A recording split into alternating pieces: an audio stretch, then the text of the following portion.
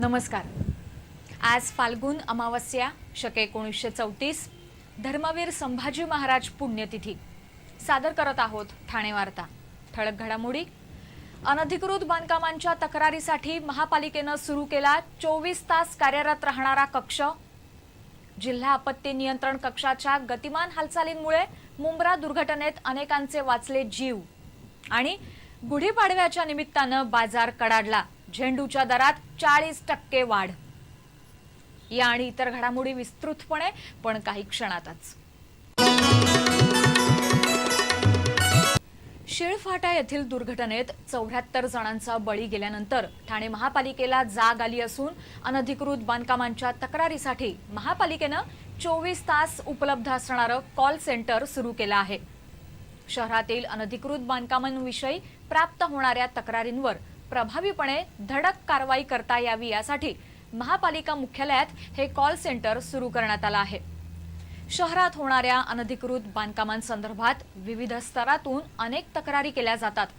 त्या तक्रारींवर संबंधित अधिकाऱ्याने कोणती कार्यवाही केली याचा तात्काळ आढावा घेता यावा, तसंच या तक्रारींची सत्यता पडताळून अनधिकृत बांधकामांवर त्वरित कारवाई करता यावी यासाठी हे कॉल सेंटर सुरू करण्यात आलं आहे। प्रादेशिक आपत्ती व्यवस्थापन कक्षामध्येच हे कॉल सेंटर सुरू करण्यात आलं आहे। 2537-1010 अथवा 108 या क्रमांकावर ठाणेकर अनधिकृत बांधकामांविषयी तक्रारी करू शकतात। या कॉल सेंटरमध्ये येणाऱ्या तक्रारी संबंधित विभागाला तात्काळ कारवाईसाठी पाठवल्या जाणार असून त्यावर काय कार्यवाही झाली याचा अहवाल 3 दिवसात देणं बंधनकारक करण्यात आलं आहे। ठाणे महापालिका क्षेत्रातील विधिमंडळात उल्लेख झालेल्या आणि नव्यानं बांधलेल्या 248 अनधिकृत इमारतींवर तातडीनं कारवाई करावी अशी मागणी ठाणे शहर भारतीय जनता पक्षानं केली आहे। भारतीय जनता पक्षाच्या एका शिष्टमंडळानं आज पालिका आयुक्तांची भेट घेऊन त्यांच्याकडे ही मागणी केली। शहरातील पदपथ, नाले आणि खाडीकिनारी केलेल्या अत्यंत धोकादायक बांधकामांमुळे भविष्यात अशाच प्रकारची जीवितहानी होऊ शकते। त्यामुळे अशा बांधकामांवर आधीच कारवाई करावी अशी मागणीही भारतीय जनता पक्षानं केली आहे।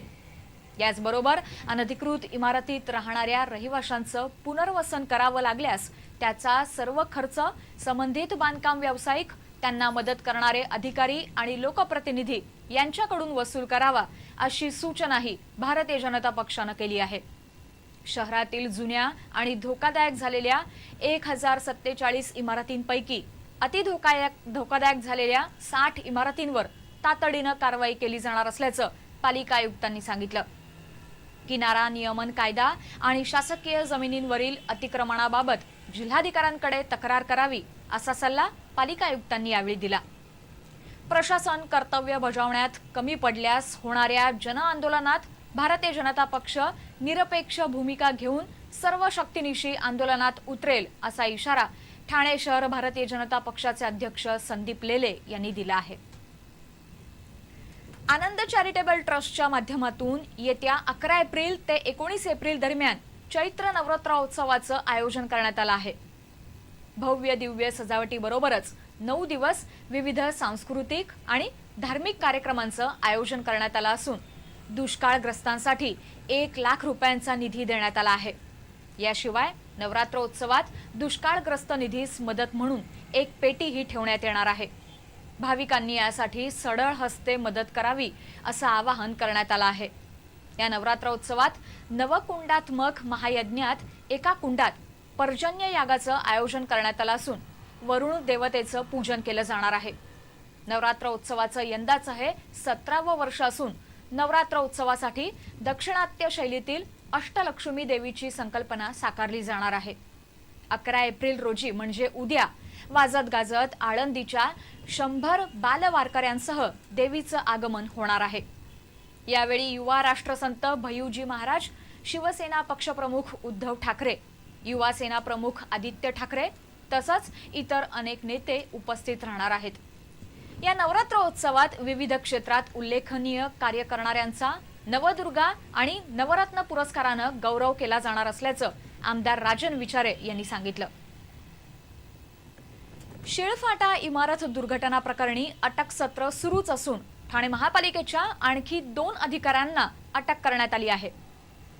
या इमारतीच्या बांधकाम व्यावसायिकासह 9 जणांना अटक केल्यानंतर एका पत्रकारासह वास्तुविशारदालाही अटक करण्यात आली। त्यानंतर आता ठाणे महापालिकेच्या 2 अभियंत्यांना अटक झाली आहे। ठाणे महापालिकेचे उपायुक्त, सहाय्यक आयुक्त, मुख्य लिपिक यांना यापूर्वीच अटक झाली असून आता पालिकेच्या अतिक्रमण विभागाचे कार्यकारी अभियंता सुभाष रावळ आणि उपअभियंता रमेश इनामदार यांना अटक झाली आहे। यामुळे एकूण आरोपींची संख्या 13 झाली आहे, तर 7 जण अद्याप फरार आहेत। शीळ प्रकरणात आणखी काही बडे मासे गुन्हे शाखेच्या गळाला लागण्याची शक्यता असून मुंब्र्यातील काही पत्रकारही संशयाच्या भोवऱ्यात अडकले आहेत।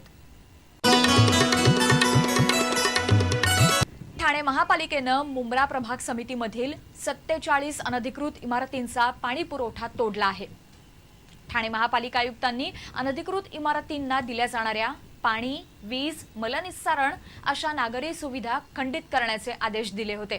त्यानुसार मुंब्र्यात पाणी पुरवठा विभागानं ही कारवाई केली। काल संध्याकाळपर्यंत 47 इमारतींचा पाणी पुरवठा खंडित करण्यात आला। शीळफाटा इथे 7 मजली इमारत पत्त्यासारखी कोसळली तेव्हा जिल्हा आपत्ती नियंत्रण कक्षानं सर्व सूत्र आपल्या हाती घेत केलेल्या गतिमान कारवाईमुळे अनेकांचे जीव वाचू शकले। ही इमारत कोसळल्याची माहिती आली तेव्हा सुरुवातीला पालिकेकडे ढिगारा हटवण्याची कोणतीच यंत्रणा नव्हती। अतिरिक्त जिल्हाधिकारी अशोक शिनगारे यांनी आपत्ती नियंत्रण अधिकारी अशोक घुले यांच्या सहाय्यानं सूत्र हलवून अग्निशमन दलाच्या गाड्या, रुग्णवाहिका, नागरी सुरक्षा दलाचे कर्मचारी दुर्घटनास्थळी पाठवले। राष्ट्रीय आपत्ती व्यवस्थापन दलाला त्यांनी त्वरित घटनेची माहिती दिली, त्यामुळे काही तासातच या पथकानं दुर्घटनास्थळी धाव घेऊन बचाव कार्य सुरू केलं। ठाणे पालिका प्रशासनाच्या पातळीवर मात्र सुरुवातीस गोंधळ होता। दुर्घटना घडल्यानंतर काय करावं याचं प्रशिक्षण या अधिकाऱ्यांना नसल्यामुळे करायचं काय असा प्रश्न त्यांच्या समोर निर्माण झाला होता। अधिकाऱ्यांचा समन्वय नसल्यामुळे छत्रपती शिवाजी रुग्णालयात अशीच परिस्थिती होती। तेथील डॉक्टर गंभीर जखमींना हलवण्यासाठी रुग्णवाहिकेची व्यवस्था करू शकले नाहीत। काही सामाजिक कार्यकर्त्यांनी धावाधाव करून ही मदत उपलब्ध करून दिली। रुग्णालयातील कर्मचारी वृंदही अशा आपत्कालीन परिस्थितीमध्ये काम करण्यास मानसिकदृष्ट्या तयार नव्हता। दुसरीकडे जिल्हा प्रशासनामध्ये अशी परिस्थिती हाताळणारे अधिकारी होते। शिनगारे यांनी जव्हारमधील भूकंपादरम्यान कोणतीही परिस्थिती हाताळण्यासाठी सर्व तयारी करून ठेवली होती। अगदी स्थलांतर करण्याची वेळ आल्यास राज्य परिवहन महामंडळाच्या गाड्या तसंच वैद्यकीय सुविधा कशी पुरवायची याची तयारी करून ठेवली। सुदैवानं ती वेळ आली नाही। शिनगारे यांना लातूर भूकंपाचाही अनुभव असून त्यावेळी मदत आणि बचाव कार्यामध्ये ते सहभागी होते। ठाणे जिल्हा हा खरं तर संवेदनशील जिल्हा असून जिल्ह्यामध्ये तारापूर इथे अणुऊर्जा केंद्र, विविध धरणं असताना आपत्कालीन परिस्थितीच्या व्यवस्थापनासाठी रंगीत तालमीची आवश्यकता व्यक्त होत आहे। जिल्हा आपत्ती नियंत्रण कक्षानं वेगानं केलेल्या हालचालींमुळे जवळपास 60 जणांचे जीव वाचू शकले। 3.5 मुहूर्तांपैकी एक समजल्या जाणाऱ्या गुढीपाडव्यासाठी आवश्यक असलेली झेंडूची फुलं कडाडली असून गेल्या वर्षीच्या तुलनेत झेंडूच्या किमतींमध्ये 40% वाढ झाल्याचं दिसत आहे। यंदा राज्यामध्ये पाऊस कमी झाल्यानं फुलांचं उत्पादनही कमी झालं आहे। त्यामुळे आवक कमी असताना मागणी मात्र वाढल्यानं झेंडूच्या फुलांचे भाव कडाडले आहेत। महाराष्ट्रीयन माणूस झेंडू कितीही महाग झाला तरी दरवाजाला तोरण हे झेंडूचंच लावतो, त्यामुळे झेंडूच्या फुलाला पर्याय नाही। बाजारामध्ये लाल झेंडू 120 रुपये किलो तर पिवळ्या झेंडूसाठी किलो मागे 100 रुपये मोजावे लागत आहेत। झेंडूच्या किमतींप्रमाणे तयार हारांच्या किमतीतही अशाच कडाडल्या आहेत। हार जेवढा मोठा आणि फुलांचा दर्जा जेवढा उत्तम तेवढी त्या हाराची किंमत आहे। बाजारात 25 रुपयांपासून 100 रुपयांपर्यंतचे हार उपलब्ध आहेत। आंब्याच्या डहाळ्यांच्या किमतीतही दुप्पट वाढ झाली आहे।